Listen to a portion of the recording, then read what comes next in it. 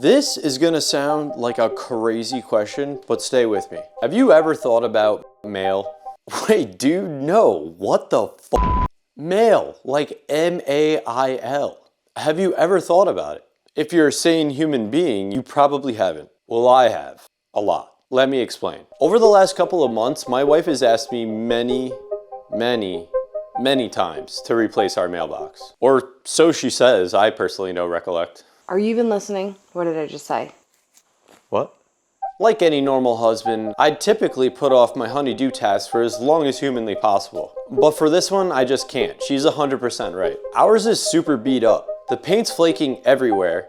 There's this nasty sap bleeding through the only paint that's not flaking. Go figure. The trim is falling apart. All the joints are coming apart.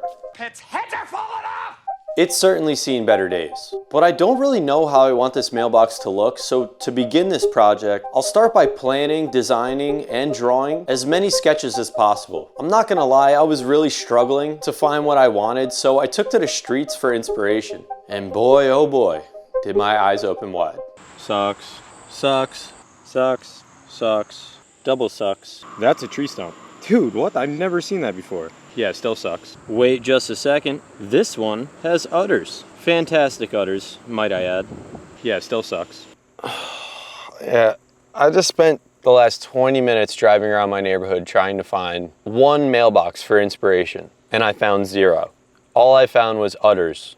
A mailbox with udders. That's crazy, dude. Hey, to each their own, but preposterous mailbox. When my wife asked me to build a mailbox, I was like, yeah, sure, no problem. I never realized other people's mailboxes. It's not like I'm driving around and critiquing other people's mailboxes willy-nilly. Now that I'm actually looking for inspiration, I'm genuinely shocked. And it sounds like I'm judging. I am a bit, but I really don't care what your mailbox looks like. It's just my own personal discovery. I'm genuinely just a bit blown away. But yeah, I for sure have my work cut out for me. I'm definitely gonna make something sick. Well, I hope it'll be sick. It's probably not gonna be sick. I'm gonna try to make something sick. So I'm gonna head back to the shop and I'm gonna start milling up all the lumber. And I know some YouTubers like skip this part probably because it's boring. Yeah, I'll admit, it's definitely not the most interesting part of woodworking, but it's a very important part of woodworking. And I feel like the process should be shown. But the main reason is, I like it. There's just something oddly satisfying about taking rough sawn lumber that's dirty and weathered and turning it into something that's clean and smooth. It's kind of like watching those auto detailing videos that I certainly don't watch by myself at all hours of the night because I'm a normal person and not weird in any way.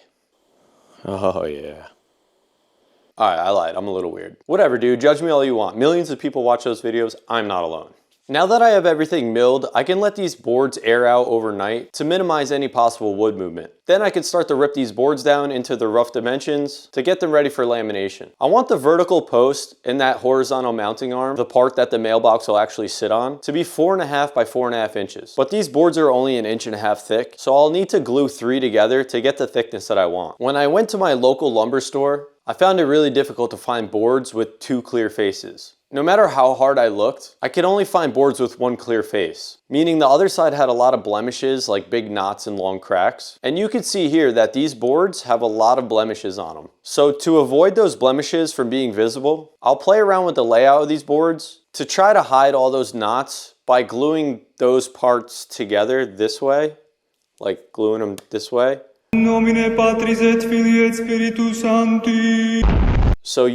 So when they're glued together, you see this side, which is the good side. So those parts will be hidden now, and now you'll just see the clear side. I feel like I just explained, no, I know I just explained that horribly. I hope you guys understood what I was trying to say there. But that was literally like my 40th take, and for my own sanity, I just have to move on. But yeah, pretty much all I did was configure the boards in a way to hide the knots. I probably should have led with that. That actually came off nice. Oh well.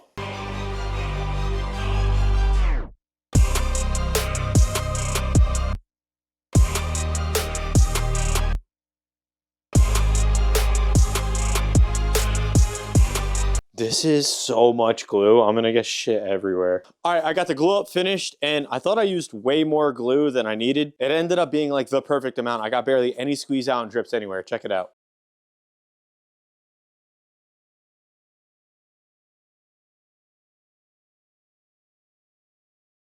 Oh my God, I just wasted so much glue.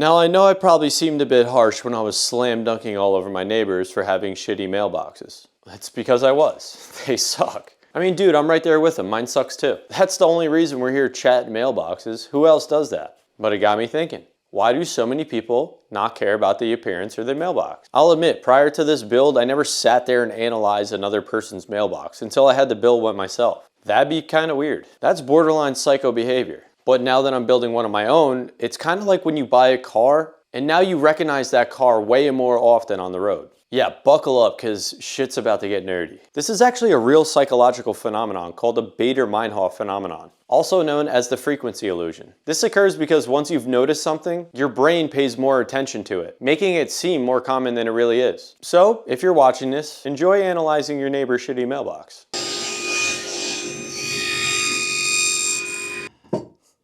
But it doesn't really answer the question why people neglect their mailbox. It seems like such a blown opportunity to increase your curb appeal. I even went to a really nice neighborhood where the average house is around $1 million, some go for even more, and they suck too. So it's not a socioeconomical thing. It's more like, I don't know, maybe it's like a lazy thing or people just don't care. Or maybe it's something I'm missing. I'd be really interested to hear your guys' opinions and theories in the comments. So by now you can kind of tell I've segued away from the mailbox play-by-play, if you will. I tried narrating the play-by-play, but watching it back, it just came off super boring. I myself was falling asleep watching it. So instead of boring you guys to death with that, I want to take this time to thank a YouTuber. If you follow any sort of woodworking content on YouTube, you know the name Whitworks. If you don't know who he is, he's just this young, talented, handsome, very handsome woodworker with a massive following that makes killer projects and very informative videos to help the average Joe. Basically myself. If you haven't heard of him, I highly recommend you check out his channel. You won't regret it. But he did something very cool for me. I'm not even sure he realizes, but I want to thank him for it. Let me preface this with a little background info. I have a very small channel. A very small channel. With an ambitious goal to grow big enough to quit my 9-to-5 so I can make kick-ass content for you guys full time. Look, I'm a realist and I realize that dream may never come true, but I'm damn sure gonna try my ass off. Now, if you're watching this at home, you may be unaware how difficult it is to grow a channel on YouTube. The way the YouTube algorithm works is based off a bunch of factors, but the main two is what YouTube calls click-through rate, or CTR, and watch retention. The click-through rate, in the simplest way to explain it, is when your thumbnail comes up on someone's algorithm, do they click on it or not? That's basically all it is. And watch retention is just how long people watch your video for. Do they click on it, watch for 2 seconds, then click out? Or do they watch for 5 minutes? Or do they watch the whole thing? And when you're a small channel like mine, YouTube doesn't really promote your videos to a lot of people for them to click on, which snowballs into a low CTR, which snowballs into a low watch retention, and other factors. And then your channel pretty much doesn't grow. Unless one of your videos grabs a popular YouTuber's attention and he shares it to his 250,000 subscribers, which is exactly what happened to my last video. Before Whitworks shared my video to his page, my video was doing really well for my expectations. I gained like 800 subscribers and the video got around 50,000 views, but it completely stalled.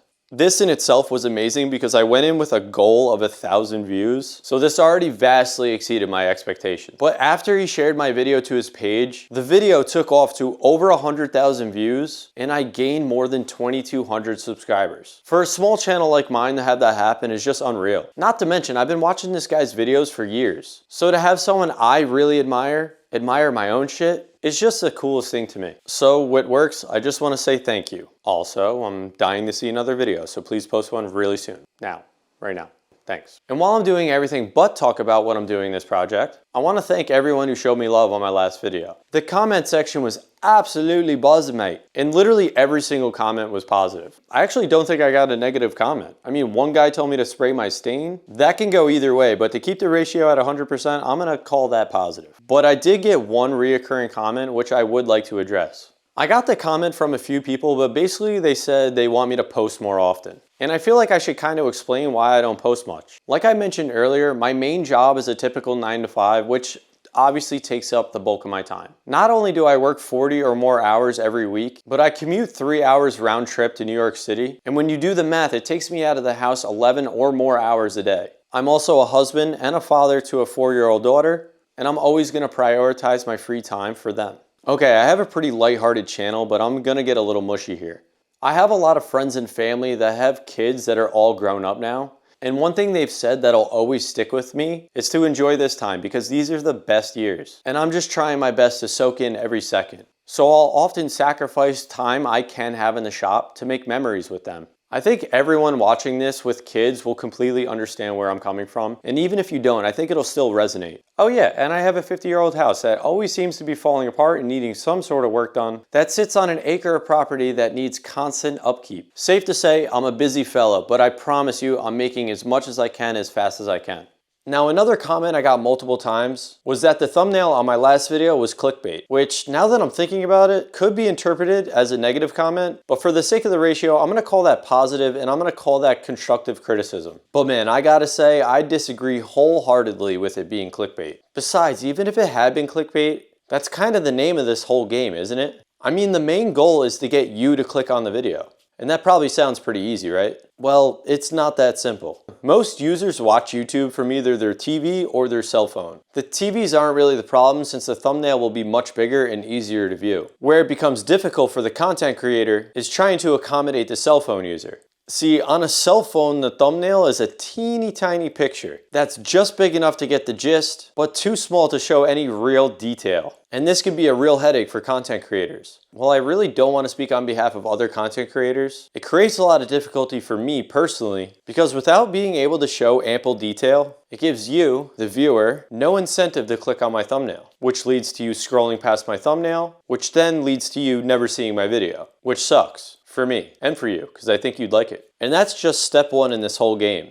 The next step is writing a caption. And again, that probably sounds easy enough, right? Not so much. The caption not only needs to relate to the thumbnail, but it needs to describe the intent behind the video, all while using less than 10 or 15 words. I mean, YouTube allows you to use more than 10 words in your caption, but in the world of shorts, reels, and TikToks, creating extremely short attention spans, the longer the caption is, the easier it is for the viewer to scroll past your thumbnail. I'll be honest, the studies tend to differ here, with some stating that the average attention span is 8 seconds, and others as low as 2 seconds. I pulled mine from Facebook research, and they state that the average attention span for social media users is 2 seconds. That's crazy. And by some stroke of luck, if you decide to click on my video, I have an average of 30 seconds to prove to the viewer that whatever I'm building is entertaining enough to hold your interest. For some context here, the YouTube analytics show that the vast majority of viewers click off any given video within 30 seconds. So that time is really crucial. And lastly, the most important aspect in my opinion, simply comes down to whether you like the content creator or not.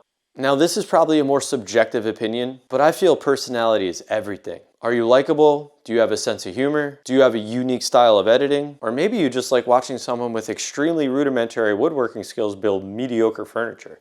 Damn, maybe that's why I only have 4,000 subs. Maybe that's why I only have 4,000 subs.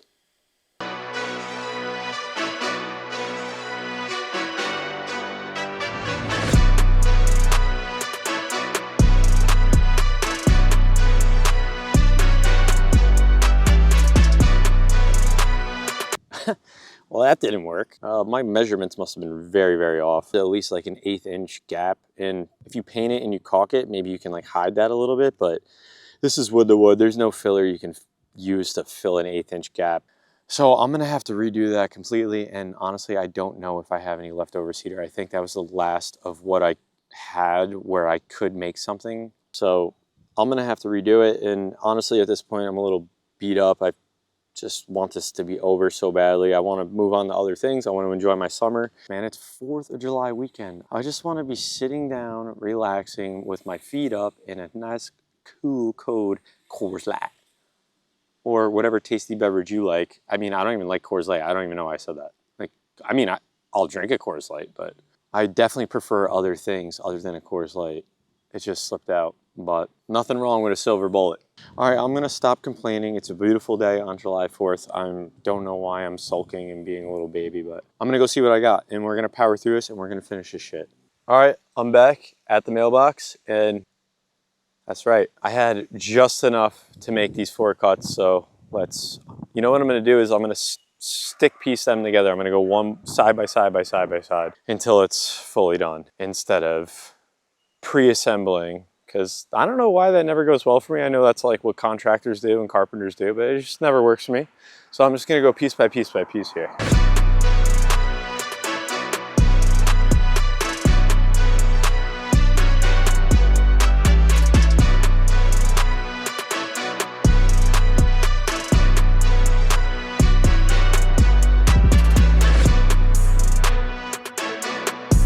And I'll say one final thing about YouTube and then I'll leave it at that. But to me, it seems like YouTube is in like this weird gray area where it's transitioning from long form content to shorts. I'm sure there's still a primary focus on long form content, but lately it seems like they're really focusing on the shorts, almost as if it's trying to model itself after Instagram and TikTok. Look, they can do whatever they want, but what made YouTube great was the long form content. And if we wanted to do short form content, everyone will just go do Instagram and TikTok. I see more shorts on my algorithm today than traditional videos. Like shorts are the very first thing that always pops up on my algorithm, which I don't know, for me sucks because I personally really enjoy the long form content. It's kind of what got me hooked on woodworking. I love being able to see the step-by-step process. I like being able to see how the creator made mistakes and then how they fixed them. And I don't know, it probably sounds pretty weird, but I like getting to know the creator. Like every single person on YouTube has their own personality and their own way of creating content. To me, it's like a hang sesh with the bros and I'm just watching them make something.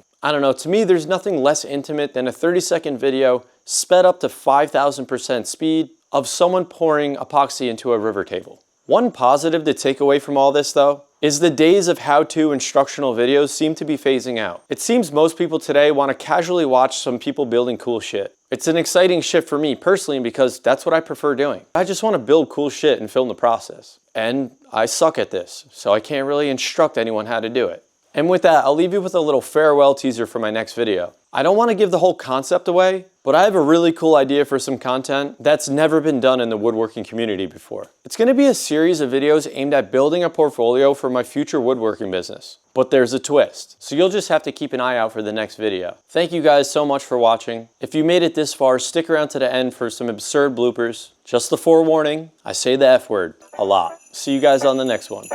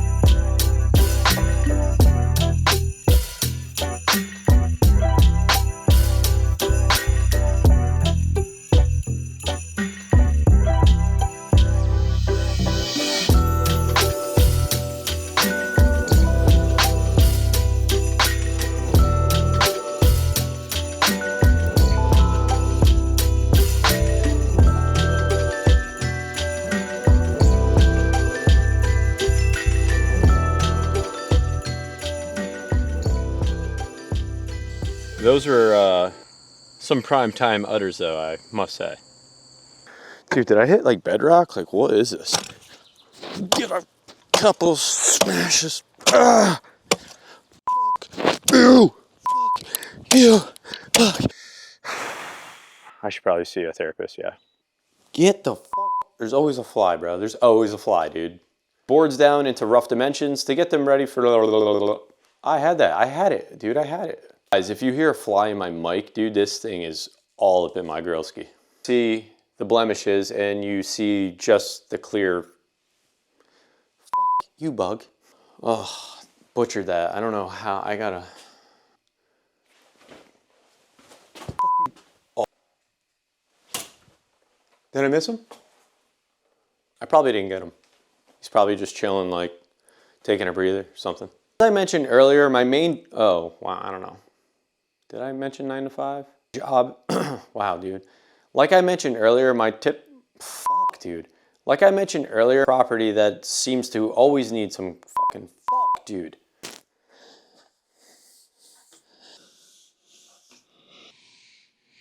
No, you trying to get me hard? Was this a setup? No, I would never do anything like that. Huh? No, I've never. You invite me over here, you put on some ASMR, give me fucking rock hard, give me some water.